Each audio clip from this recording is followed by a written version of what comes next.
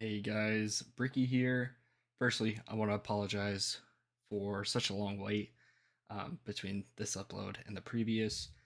I had some personal things going on, and then it just kind of all spiraled. And it, regardless, I apologize for the delay.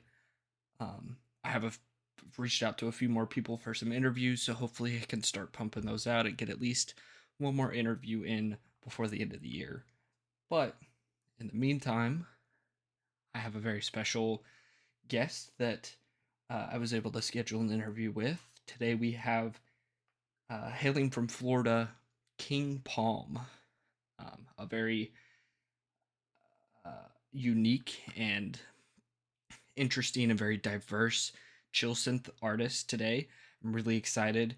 It's a little bit short. We were kind of on a time crunch, but I still think we got to a lot of really solid answers from him, and I'm really excited. So I hope you guys enjoy. Like I said, I'm gonna try to get at least one more interview before the end of the year, and in the meantime, I'll try to pump out a couple side projects. So enjoy, guys. Thank you. Where did the name King Palm come from? Man, despite what a lot of people think it came from, there's a pretty big company out there right now called King Palm, but that isn't associated with me. Um, Yep. yeah, it's probably the second thing that comes up when you search me, but um, I was always inspired by palm trees at a pretty young age. Sure. Um, I visited Florida for the first time when I was 11, Mhm. and it was so different because I had lived up north my whole life, and I was just mesmerized the by seeing like tropical climate, firsthand. Mhm. And I remember like that's the first thing I noticed when I was landing on the plane. But I went to visit my great grandparents in Fort Myers. It was like the in between Fort Myers and Naples, Mhm. and when I went to visit them, they immediately saw my, like, fascination for palm trees, so they took me and my brother out, into the Everglades, and, we saw every kind of palm tree you could ever think of, and, on our drive back, my great-grandmother was, labeling all the palm trees. She had a book and an encyclopedia, and she knew the names of all of them, Mhm. and there was this one that was really fascinating, and she was pointing it out, and she was like, "That one's called the king palm," and I don't know why, but for some reason that stuck with me. That memory of the king palm. That was out of all that whole encyclopedia that she shared with me. King palm was the only thing that I could remember. I don't know why. I have no clue. It's a pretty basic name, but that was the one I thought was cool. Yeah. And so fast forward a few years later, I was about 16, I would Mhm. say.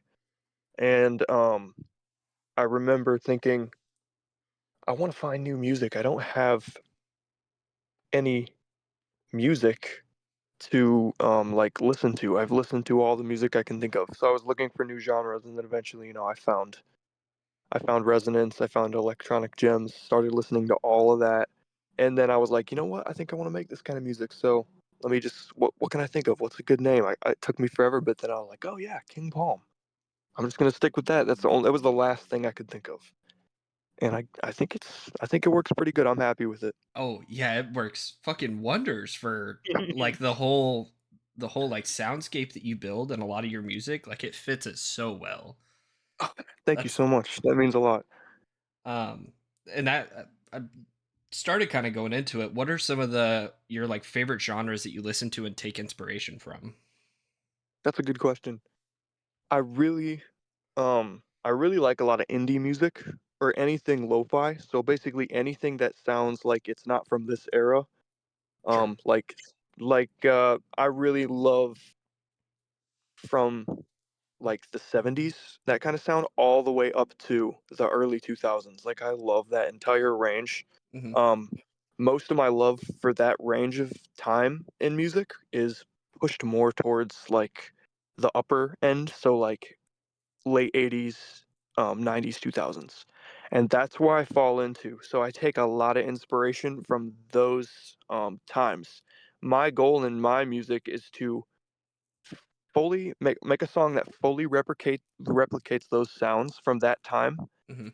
and then turn it into something that works now, so something futuristic, so kind of turning it around, making all of that old sound, sound like it could fit today.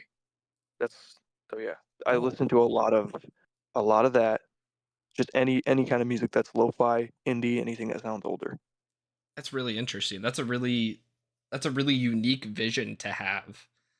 Um, and I feel like it plays pretty well into what you're doing so far. I hear those inspirations, and we'll get into it a little bit later with like some of your earlier stuff. But the, Awesome, awesome, I'm excited. um, what originally got you into making like physically making chill synth music? Um, my dad, was very he was a big musician. He didn't ever really release music, but Mhm. he just loved music in general. He could play, the guitar, he could play the piano. He could sing really good. He knew everything about, like, the notes he was singing and stuff like that, so he was pretty incredible in that, perspective, and, um, I remember kind of looking up to that and thinking, like, "I wanna play, in a band with my dad one day." Like, that was the goal, was to make a band with me and my dad. Mhm. Um, so that's what started it, and, that just turned into a whole entire, life growing up of just trying to be like my dad, just trying to make music like my dad. Um, because he was a master. I mean, my dad was a doctor. He was a very smart guy. And he just knew music. Like he knew how to make it work. I remember I learned so much from him. I remember he was telling me about all the elements in a song, and he was telling me all the areas like the lead and the drums, and and then he's like, there's the bass, and I was like, what is the bass for? And he's like, if he all he said to me was, without it you would think something was missing. And I was like, interesting. So I always had this high view of the bass, and that per- kind of like persisted my musical interest, because I wanted to understand all these parts of music and sound first. So I started just getting into all kinds of music, seeing how people were doing it. I downloaded GarageBand when I was probably 12, Mhm. and just was obsessed with the live loops, like the excuse me, the sounds like that people were making, and you could just put them all together. That was a big part of music production, but I still didn't really understand how people made like an electronic dance song. Yeah. So before the love of all the 80s and early on, the lo-fi music, before the love of all of that, um, I started getting into just electronic music, not specifically synthwave or chill synth, but like just electronic music in general, like just the most random, even like I don't know if you've ever heard of the hamster dance song, but it's an electronic children family song, but like it has like a super raw like club beat to it. Mhm. And I started finding like stupid stuff like that, and just kind of went down the rabbit hole of EDM with like Marshmello and Dead Mouse. Yeah. Um, and I was like, this is really cool. Like these guys look like they're having a lot of fun just performing on stage and just making music. I was like, that would be really cool as a job, but it wasn't like on my top priority of a list. Sure. And I just kept getting into that, and then it led to what I told you earlier with me finding electronic gems and then making music. It got me into like electronic and then everything else. And then I found like songs like Macintosh Plus, the Mhm. vaporwave song. Yep. That's not what that song's called, I don't think. That's just the artist, but I'm sure everyone knows what I'm talking about. Yeah, they know what you mean. But yeah, I got into that. I got into Vantage. I got into Future Funk. I was obsessed with Future Funk. Um, it was just so cool, and I was like, this is just bizarre. And I think like some of the bigger artists were like Englewood and Castle Carousel. That's a smaller artist, but they've made some really cool stuff. Mhm. So just to name a few. So yeah, that I mean, once you get into the Future Funk feed, you're gonna find resonance at some point. I Yeah, mean, for sure. you're going to. It's in that world. It's in the ballpark. It's a cousin. But like I was getting through that vaporwave, and then the future funk scene, and I thought those two were so cool together, and I was like, that'd be really cool if somebody kind of mixed these two into something new. And then I found Resonance, and I actually didn't like it when I first found it. Really? Um, yeah, it was like I only liked that middle section that you hear in all the videos and Uh-huh. memes and everything. Yeah. Yeah, that was it. And I thought that sounded kind of cool, but the whole song, like I thought it dragged on too long. Thought it took way too long for the drums to come in, and I actually wasn't like a fan of it, but it got me curious to see if there was anything like that was a little better. And then I started, looking through the Electronic Gems channel. Then suddenly I find like Voyage Elude that came out that the day I found Resonance is when that song came out on Electronic Gems, believe it or not. And that was the newest upload. I listened to that and I was like, this is crazy. It sounds like it's from an early 2000s like computer video or VHS tape that I like had in my memory but forgot. It Mhm. was just bizarre. And yeah, Voyage Elude led to like Odyssey by Four Hill, and I found the Delora. Oh my goodness, don't even get me started. That sent me down a crazy rabbit hole of I got to make this kind of music. Like I got to do this. I have to figure it out because I want to get on Electronic Gems, and that's where it all started, really. That's crazy. You just got like fully enveloped in all of Oh those yeah. like niche electronic music hmm genres. That's It awesome. it's all I was listening to, and everyone was questioning it. Like people were all like what in the world? Like there's no lyrics in this music. Like why are you loving this so much? And I was like, you have to listen to the music. It's unbelievable. And nobody understood, but it was still fun to mess around with at the time. That's awesome. Uh, in your opinion, what is the purpose of music? I think the purpose of music is to communicate in a one language. You know, especially with our music, you can communicate a vibe of a song or a track to anybody. They listen to that and they understand what you're saying. And I think music is just a way to communicate to people, communicate your culture, communicate your style of music that you like, that you're trying to represent, and communicate that to musicians and non-musicians alike. I mean, like you don't need a language. A person in Indonesia can speak to a person in America through their music. Like Yeah, it's a pretty cool thing that we have. I'm really glad we have music. I am too. We share very similar opinions on what the purpose of music is, and I'm happy to hear that. I It speaks volumes that Awesome. the I'm glad music we're on the that same page. 100%. I That's just kind of the intro stuff. I want to transition into like your actual music stuff. Firstly, want to congratulate you on the release of Emerald Coast and its success. Thank you. Thank you very much. No problem. Came out just a few months ago in August. Releasing an album on Stratford Court is amazing. That's awesome. It's amazing. It's unbelievable. Absolutely. Andrew is such a nice guy. I've heard nothing but amazing things about him. Oh yeah, he's an awesome guy. He's really honest and he's very real. He will Mhm, communicate to you what he's thinking, and he'll help you understand it, and it's awesome. for Super sure. easy to. How do you feel about the release? I think it went pretty good. Um, Initially, I would have liked to have had more collaborations on that album. Mhm. Um, that was kind of the goal of starting that album was me thinking that I was going to get a lot of really well-known artists to collaborate with me. So I was going to try to get um, Zayn Alexander. Mhm. I was going to try to get um, Hotel Pools. I was going to try to get Emil Rotmayer. I was talking with him.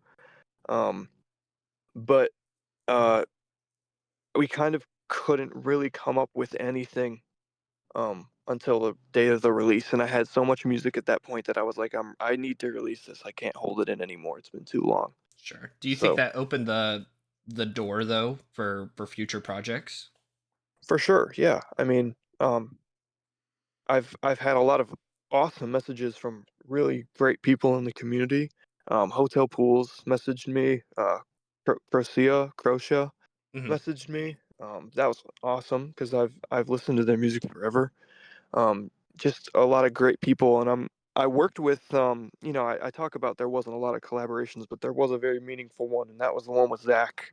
Um, that collaboration watercolor. Yep. I mean, that was awesome. Just we were so passionate about how it sounded, and we were just on the same level with everything. It was perfect, and we loved that track so much, and we were so happy to see people love it too.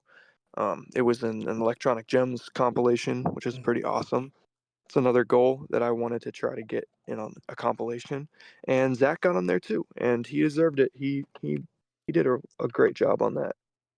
Yeah, watercolor is definitely a standout track on that album. It's probably in my top three. It was really good. I love hearing that. What is your favorite track off the album and why? Oh my goodness. It switched like 5 times. I think right now, I think the best thing on there. I really love home video. Yes, yes. I was hoping you were gonna say that. I love home video. It's just when we were talking about how I love the nostalgic, eras earlier. I mean, that whole song was just a massive accumulation of I don't know, 1987 or something. Like that's what I was going for. Like you see they're showing like the first computers in a store Hmm. and they're just playing random abstract videos and you hear that. Like that's what you would hear. And it has a crazy bass that I'm super proud of. Just if you when I play it in my car, my everybody in traffic looks at me. But um like I don't know, I really love that one. It's uh it's very nostalgic. It's very uplifting and it just makes you want to move. So, yeah. Absolutely, bro. I'm so happy that you said that because I wrote down minus home video. It's so Awesome. unique. The soundscape that you paint throughout the whole track is so like tranquil and beautiful.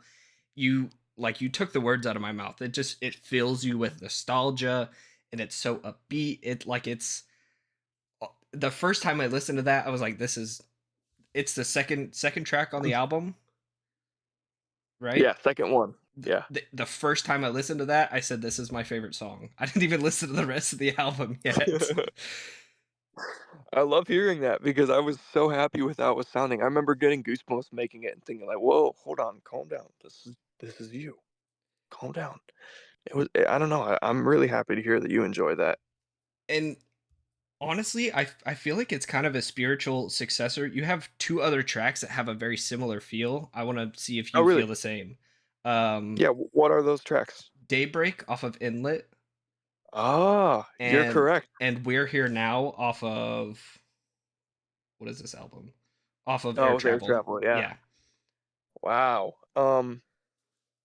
Wow. Yeah. Oh man, Daybreak was my big sincere one when I released Inlet. Um Daybreak, I was going for I don't know if you've ever heard of Slight Days by Crocia. Mm-mm. So it that was what that song was based off of. It's on Okay. electronic. You have to listen to it. I will. It's I'll amazing. listen to it after this. Yeah. You will cry. It's unbelievable. But the chords in that I really loved how happy it sounded and it was so joyful and I wanted to recreate that in my own way. So that's what Daybreak was, and it's very similar to what Home Video was. Like there were a couple tracks that inspired Home Video. A Mhm. lot of Zayn Alexander inspired that one. Um, I even sent it to him and got some feedback while I was making it. Um, and that was just like a really big goal was that I was like I want this to be my Zayn Alexander genre. But like I wanted it to sound as awesome as him. And I'm not sure if I got there completely, but I think he liked it. So yeah. That's awesome. So speaking of that, what's like? What's like your process in terms of creating a track for an album? Um, any good track that I release, any track that I'm really happy with, um, it goes through a process of usually I'll be doing something where I'm not anywhere near my computer. I'm not anywhere close to where I can make music, Hmm. and I'll be in that position, and all of a sudden I'll think of something for no reason. Music just comes into my brain, and I'm like, I think I could make this a chill synth song, and I start seeing it on Electronic Gems in my head, and I start seeing album cover work for it, and I start thinking of a name, and at that point, I just rush to my computer and I hop on Logic Pro and try to find the tempo I was thinking of, try to get those chords down or whatever it is, or the bass line, and from there on, it's just working on the track whenever I have free time. Just getting down there, working on it, EQing it, making sure it sounds good, comparing it sound wise in other areas. So, like on a speaker, headphones, in my car. I try to make sure that it sounds clean, as clean as I can possibly make it. Hmm. And then I prepare with a name. I prepare everything, Bandcamp, SoundCloud, have the artwork ready. I put it all together and put it in a muse, and then I just send it out. That's awesome. That's the first time that I've heard somebody like explain their process and it not start like sonically. If that I guess I'm really if that thinking makes about it right sense. now. Yeah, for sure. That yeah, that's really interesting. That's a very unique way to like start making a song, and Hmm. that probably adds a lot, like that adds a lot to your creative ability. I appreciate that. Comparing Emerald Coast to what I'm like 99% sure is your first like full EP, which is Air Travel, right? Hmm. Yeah, that was my debut. They are very different. How have you changed your style and sound over that like 2.5 year period? I think ever since then, ever since air travel, it started to get darker. Like I wanted to make it sound more serious or more like in a minor key and more vibey than like an uplifting sound, but I'll still hit that every now and then. Hmm. Um, I mean, air travel was a big experiment for me to find my sound. And so was my EP inlet. So that's a just if you listen to those, that's just a documentary of how my sound has evolved. So it's me trying everything I can think of in those EPs. And then when I get to Emerald Coast, I'm kind of sticking with what I like, but I'm also trying new things. So every album is just an experiment, pretty much. Yeah, yeah. No, I 100%. I definitely see the transition from like a significantly more upbeat to a definitely darker. Emerald Coast definitely has an overall darker feel to it. Yeah. And it was really interesting because usually whenever I prepare for these interviews, I listen to someone's catalog front to back, like their first album to their latest release, and Hmm. it's really interesting to see that transition, even from Lost at Sea to Emerald Coast, which we'll get to Yeah. in just a minute. Um, it yeah, it's really interesting to see that change over time.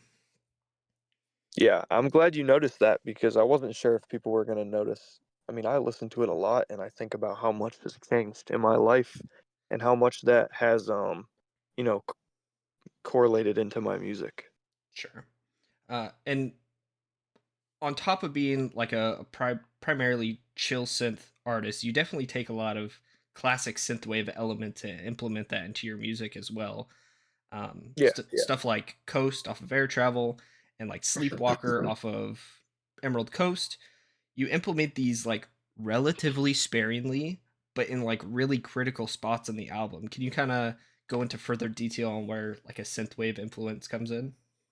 Yeah, with I think, I always had the impression that synthwave was more popular and more liked, So, unfortunately, I was roped into that, idea that I needed to make it in order to succeed, Hmm. and so I started researching it a ton, but as I was doing all this research, I kinda fell in love with it and was like, "You know what? I I shouldn't be doing this just because it's popular, I should be doing it because I want to," you know? And, that kind of pushed me away from synthwave and then brought me back.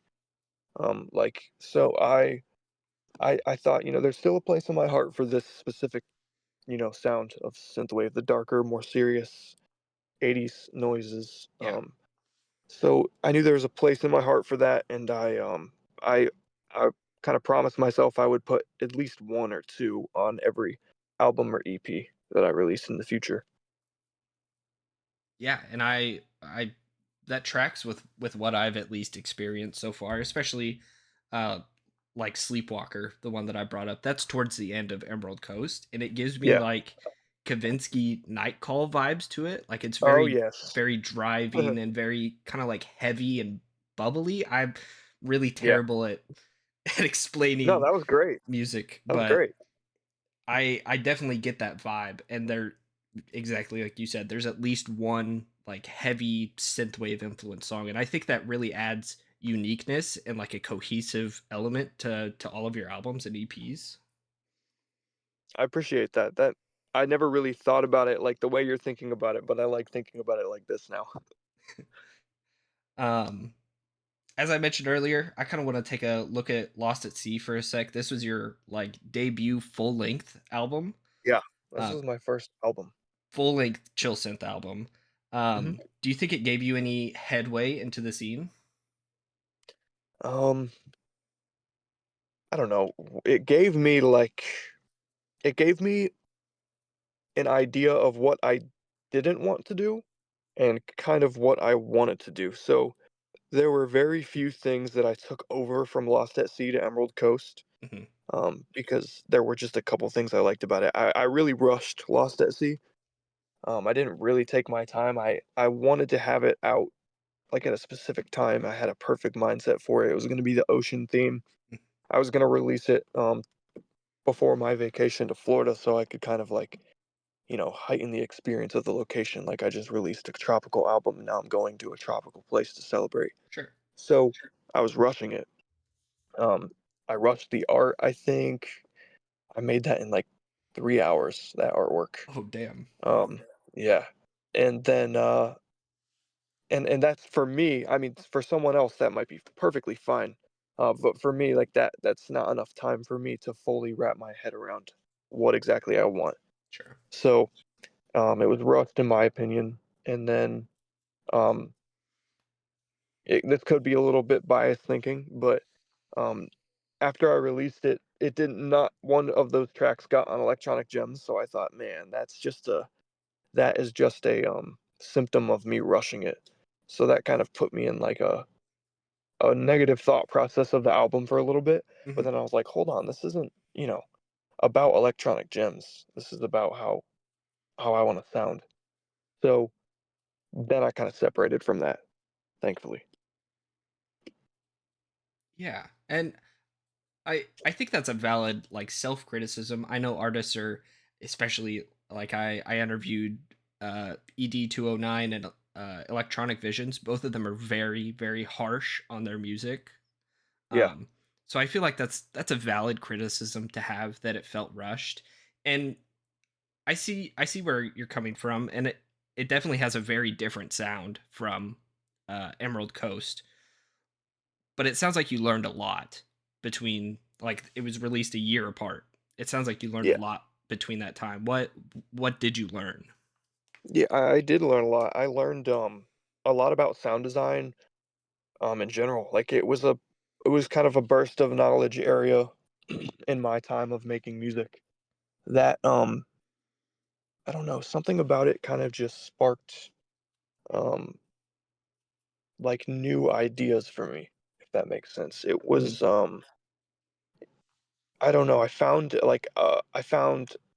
a lot of mastering tips during that time that I use now. I started doing a lot of software stuff then that I do now. That was the start of a lot of knowledge. So I think I really just learned more about how to make music. It's kind of boring, but like that's that's what I've learned. I learned how to make songs with more efficiency and better sound. Yeah. Yeah, for sure. That I feel like that tracks. That makes sense in that year span. It sounds like it anyways, at least. It sounds like it Emerald Coast is very polished, very clean, very like combed over. So I Yeah. feel like those lessons translated really well. Yeah, Um, for sure. And I appreciate that you think that Emerald Coast sounds good. That means a lot to me. yeah. And then the last album I want to talk about a little bit before we start like winding down and looking towards the future. Only on Apple Music under one of your King Palm, you have you have an album on there called Tape 1. Yes, so that is a long story, but that's not my album. That's what I Um, thought cuz yeah. it didn't sound like your type of music. Yeah, a while before I started releasing on Apple Music, there was this lo-fi artist called King Palm. It was all lowercase King Palm, and they did like lo-fi hip hop beats. Yeah. Um, and that was never something I was into. Um, that was the only lo-fi thing that I didn't like because I thought that was way too modern and it kind of sounded annoying to me. Sure. Not the same for most people. I'm not trying to hate on it. It's a great genre with like real artists that know what they're doing, but it's not my thing personally. Yeah. And I was worried for a long time that people were going to think that's kind of what I was. People were going to find that, hear that, and be like, "Oh man, this is what King Palm is. Forget it." Um, so I was kind of panicking about that for a while, and I reached out to Amuse, which is my distributor. I've reached out to them multiple times, and they've tried fixing it, but it hasn't worked. So that's just there until I can figure out a solution. Interesting. Okay. I like I said, I didn't think that was your music, but I thought I'd ask just in case it was. Um Speaking of, on Apple Music, you have two separate profiles. And Yeah. then on Bandcamp, you have a bunch of singles that aren't on Apple Music or Spotify. Is there a Mhm. reason behind all of that? Yeah. So when I started releasing those first singles you're talking about, Mhm. I didn't have a distributor yet. So I was releasing all of my music. I was putting it on Bandcamp and I was putting it on SoundCloud. Sure. Um, I didn't really know how to do Spotify and all that. I was a kid, so I didn't really understand it. Um, and then I did some more research, and like a year or two after I released those singles is when I started releasing on Spotify and started distributing my music. Mhm. And by the time I completely knew how to do it, I was like, man, I released these songs so long ago, these singles that I don't want to just put it in front of all of my new stuff, you know? Sure. What about the two separate Apple Music accounts? Yeah, that's just a result of Amuse trying to fix the problem. Okay. So they thought a chunk of my music was his music, and they thought a chunk of his music was my music, and they split the accounts. That's So crazy. yeah. Mm-hmm. All right. Back on track. Sorry for the side tangent. All good. Um, what do you think some of your biggest strengths are as a music producer?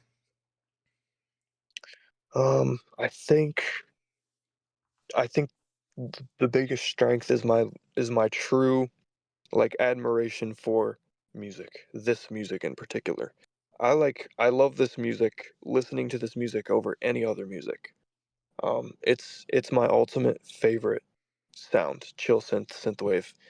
Um, and I think that love and true appreciation for this music will make you make good music.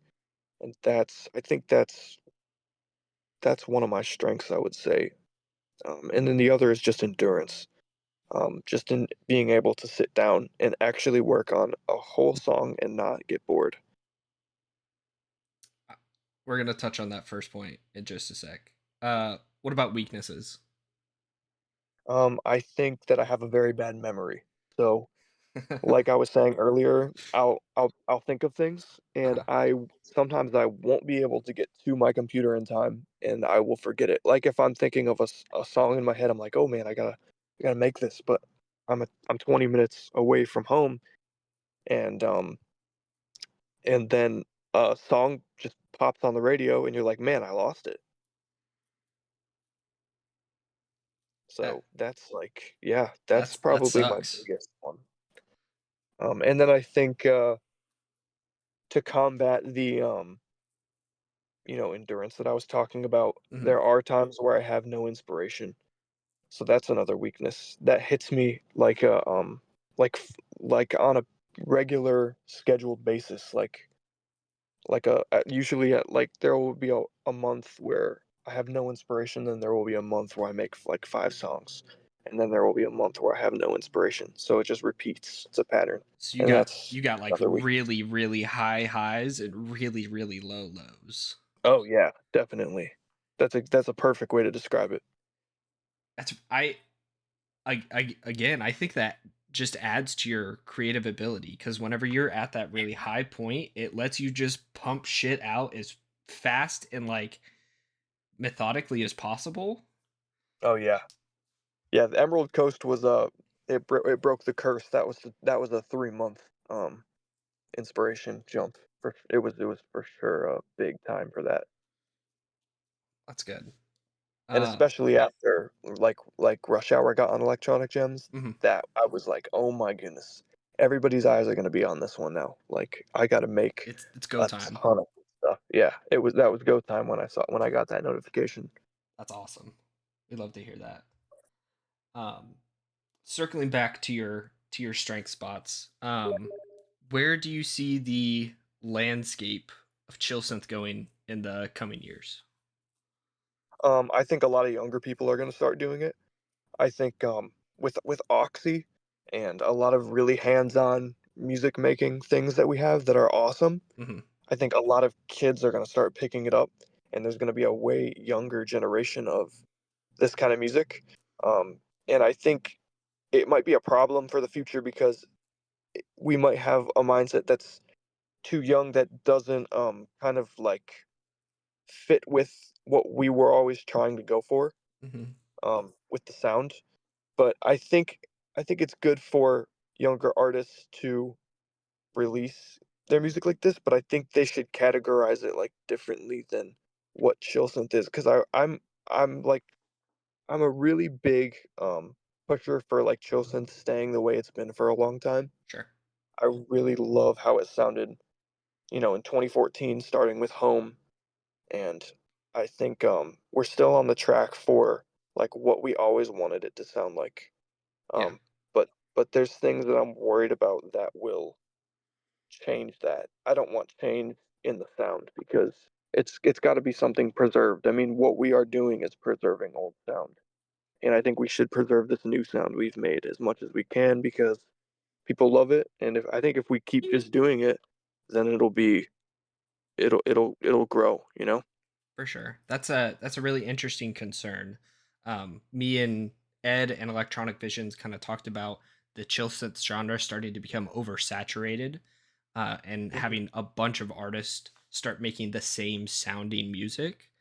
Yeah. Um, but the way that you're thinking about it, you're thinking like already into the future of people Hmm. making stuff calling it chill synth, but it not being true chill synth. Yeah. I think that's a problem that more people need to think about because I that is an issue, but it also, to their credit, can make a new genre for people to enjoy. Yeah. Yeah. They can kind of split off their own and create their own new empire. So I think the oversaturation, I would agree with that. That's definitely happening a lot right now. yeah, for sure. What are you doing to make sure that you are sounding unique while still preserving the true chill synth sound? Um, I think it's really just I don't know. There's a lot of fear. Like I'm worried about copying, and that's a big concern of mine. And so that fear kind of drives a focus on this. As I want to sound as much as King Palm, you know, as I possibly can forever, Mhm. because with air travel, and all those early projects that established my sound. So no matter how far I stray away, I want to always have something that you can use to tell, oh yeah, that's a King Palm song. Like if you really listen to it, you'd be like, oh yeah, that lead is from Air Travel, that square lead. Or you could say like, oh hey, that drum, those drums are from Inlet, those drums are from Phased. So I try to keep as much of my sound as possible because I know that there's something different about it that people can tell. Absolutely, and that's a healthy fear to have, to not want to rip off of other artists. I think that's a really prevalent thing that is like sitting in the front of your brain to make sure Yeah. that you're making King Palm music. So Hmm. I love that. I think you're absolutely going in that direction. Emerald Coast, I've said this like four times already, has such a unique sound to it. Like it doesn't sound like any other chill synth album. And I think that's really good, but it still sounds like chill synth. So you're meeting your goal already. Awesome. I love to hear that. Because I mean, I want to make music that I enjoy listening to, you know? Yeah. I don't make music to like what's on my mind is not to compete. Like my sound, I want to make something that is new that I would be like, "Oh man, there's not something that's just like this. I want to listen to it," you know? Mhm. So I make music that I want to listen to. That's another kind of thing that got me started that I didn't mention. But I wanted to make music that I could listen to offline so I could just have music always. Yeah. That's a powerful statement because I speaking to Ed a couple months ago, he kind of had a the opposite feel. He kind of made music to be listened to rather than Hmm. making music for him to enjoy. And I think Yeah, that's I see what you're saying. partly where his like creative process kind of took a halt at. So I hope that continues to be a driving force for you to make your music. For sure. That's the only reason I'll ever do it. I mean, if I for some bizarre reason stop finding interest in this sound, then I would just not really make it anymore. I would go for something different. But that's very unlikely. I've been, I've been enjoying this music for 5 years now, so I don't see it going away. Are there any unforeseen hurdles that you've had to overcome in the last couple years after uh, your pretty pretty moderate success in this scene? Um, I had a lot of moving that I was doing. I moved from Virginia to Florida in 2023, and that was a very big transition. I'd lived in Virginia for 11 years, and then I just, moving to Florida was so different. Yeah, I Um, imagine. yeah, and air travel, or sorry, wow, Emerald Coast. I have so many projects. Emerald Coast um, was just kind of stemming from me, like the darker sounds on that album Mhm. are representing me, kind of seeing Florida as like malicious or like evil, you know? Like that was my um loathing towards like moving there and leaving Virginia. So that's what those dark sounds come from, and the darker songs. And you'll kind of notice if you listen to the album, it'll start out you'll have the more upbeat tracks and then Mhm. it'll kind of bounce back and forth. So it's the upbeat and then it's the serious, the upbeat, the serious. It's a pattern. I placed it that way to sound like that. Yeah, and that comes across excellently listening, front to back. So, can you think of any dark horses in the genre right now that will be pioneers in changing the sound of synth or chill synth? Oh yes, there's so many amazing people that we have. One new one that's kind of popping up. I don't know if you've heard of Vintage Verb, I have not. but oh my goodness, he made this song called Retro Nova. and it got on Electronic Gems, and it's like we're talking old early Voyage days chill synth like Fowie and like early days like 2019. Hmm. Um, right at the prime. It sounds just like that. It's amazing. And then he made this song called Metallic, and that sounds incredible too. He's got amazing drums and amazing bass, and he's making his own sound while at the same time preserving the chill synth sound. So he is definitely, if he keeps making music, he hasn't been releasing very frequently, but because I've been following him closely, but he definitely should be making more music because he'll soar in this one. He'll definitely be getting Stratford Court deals and stuff like that. So he's definitely going to go far.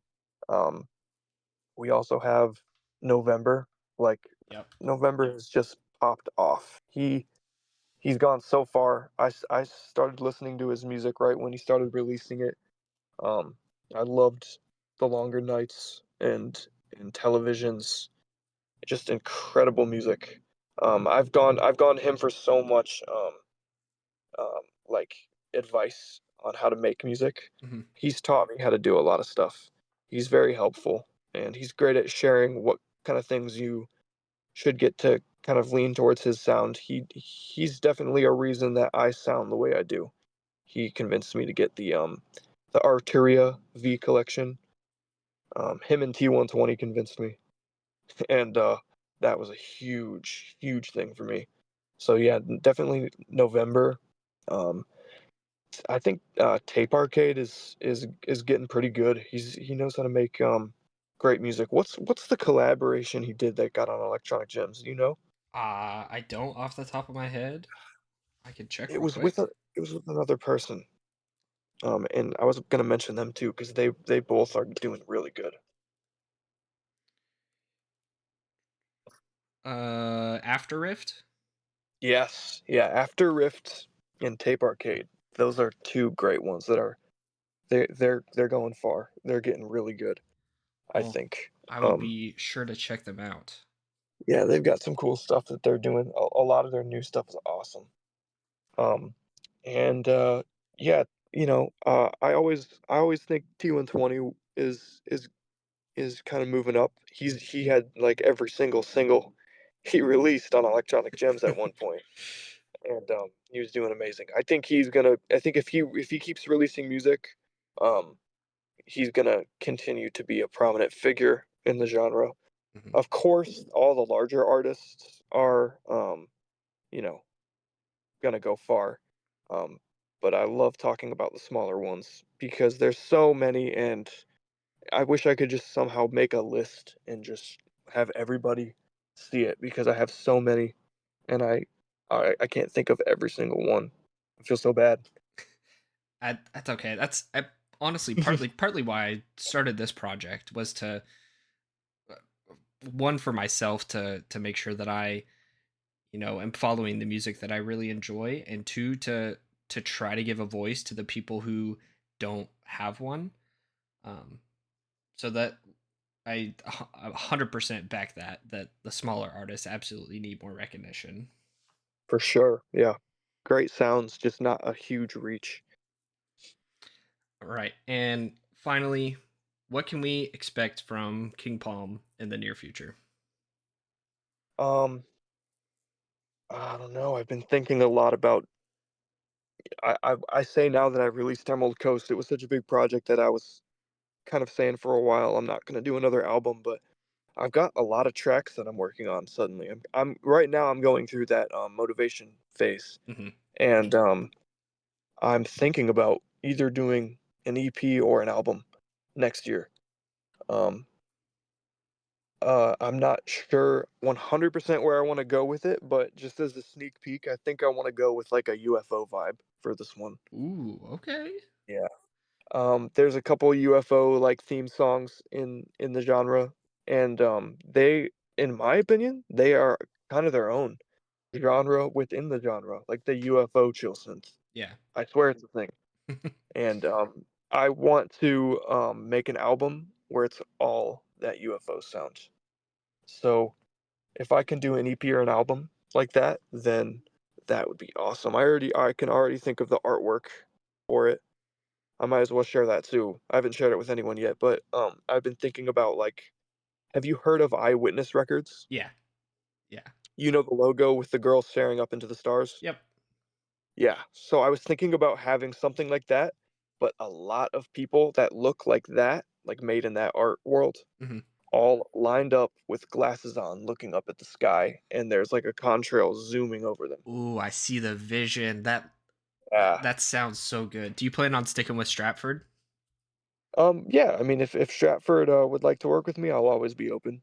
Stratford, like I said, he makes it super easy to work with him, and, I was thinking about even, asking him about this artwork, but, Mhm. um, I think I'll stick with him.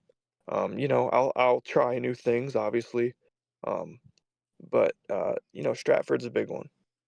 Yeah, absolutely. Well, King Palm, that's all the questions that I had. Did you have any for me? Awesome. I think we hit everything. That was great. Fantastic. Thank you so much for taking time out of your schedule to have this with me. I really, really appreciate it. For I sure, yeah. had a Thank you lot for of having fun. me on. Yeah, Yeah, absolutely. this was awesome. I love it when people ask me questions about what I do. I love telling people if I can. So, yeah, this is really cool. I'll definitely be talking about this a lot to my friends and family. Well, that's great to hear. I'll be sure to send you the link whenever it's up on YouTube. Awesome. Thank you so much. Yeah, no problem.